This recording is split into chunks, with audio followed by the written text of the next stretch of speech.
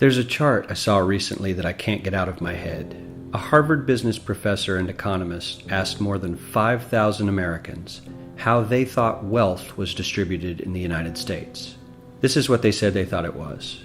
Dividing the country into 5 rough groups of the top, bottom, and middle 3 20% groups, they asked people how they thought the wealth in this country was divided.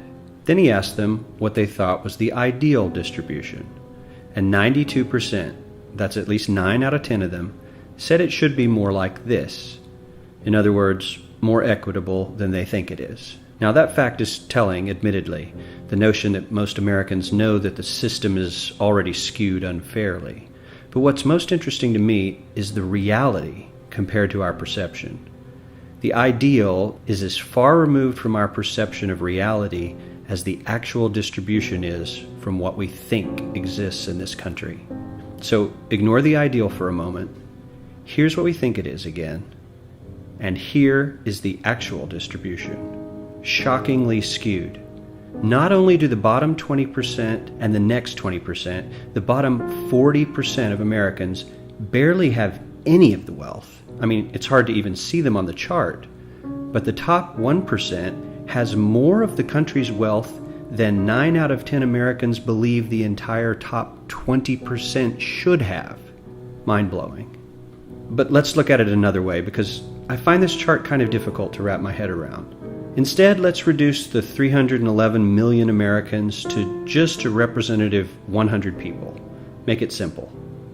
Here they are: teachers, coaches, firefighters, construction workers, engineers, doctors, lawyers, some investment bankers, a CEO, maybe a celebrity or two. Now let's line them up according to their wealth. Poorest people on the left, wealthiest on the right, just a steady row of folks based on their net worth. We'll color code them like we did before based on which 20% quintile they fall into. Now let's reduce the total wealth of the United States, which was roughly $54 trillion in 2009, to this symbolic pile of cash. And let's distribute it among our 100 Americans. Well, here's socialism, all the wealth of the country distributed equally. We all know that won't work. We need to encourage people to work and work hard to achieve that good old American dream and keep our country moving forward. So, here's that ideal we asked everyone about. Something like this curve. This isn't too bad. We've got some incentive, as the wealthiest folks are now about 10 to 20 times better off than the poorest Americans. But hey, even the poor folks aren't actually poor, since the poverty line has stayed almost entirely off the chart. We have a super healthy middle class with a smooth transition into wealth. And yes, Republicans and Democrats alike chose this curve. 9 out of 10 people, 92%, said this was a nice, ideal distribution of America's wealth. But let's move on. This is what people think America's wealth distribution actually looks like. Not as equitable, clearly, but for me, even this still looks pretty great. Yes, the poorest 20 to 30% are starting to suffer quite a lot compared to the ideal, and the middle class is certainly struggling more than they were, while the rich and wealthy are making roughly 100 times that of the poorest Americans and about 10 times that of the still healthy middle class. Sadly, this isn't even close to the reality. Here is the actual distribution of wealth in America. The poorest Americans don't even register. They're down to pocket change, and the middle class is barely distinguishable from the poor.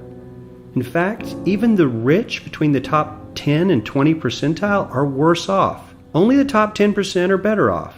And how much better off? So much better off that the top 2 to 5% are actually off the chart at this scale. And the top 1%, this guy, well, his stack of money stretches 10 times higher than we can show. Here's his stack of cash, restacked, all by itself. This is the top 1% we've been hearing so much about. So much green in his pockets that I have to give him a whole new column of his own, because he won't fit on my chart. 1% of America has 40% of all the nation's wealth. The bottom 80%, 8 out of every 10 people, or 80 out of these 100, only has 7% between them. And this has only gotten worse in the last 20 to 30 years. While the richest 1% take home almost a quarter of the national income today, in 1976 they took home only 9%, meaning their share of income has nearly tripled in the last 30 years. The top 1% own half the country's stocks, bonds, and mutual funds. The bottom 50% of Americans own only 0.5% of these investments, which means they aren't investing. They're just scraping by. I'm sure many of these wealthy people have worked very hard for their money, but do you really believe that the CEO is working 380 times harder than his average employee? Not his lowest paid employee, not the janitor, but the average earner in his company. The average worker needs to work more than a month to earn what the CEO makes in 1 hour. We certainly don't have to go all the way to socialism to find something that is fair for hardworking Americans. We don't even have to achieve what most of us consider might be ideal. All we need to do is wake up and realize that the reality in this country is not at all what we think it is.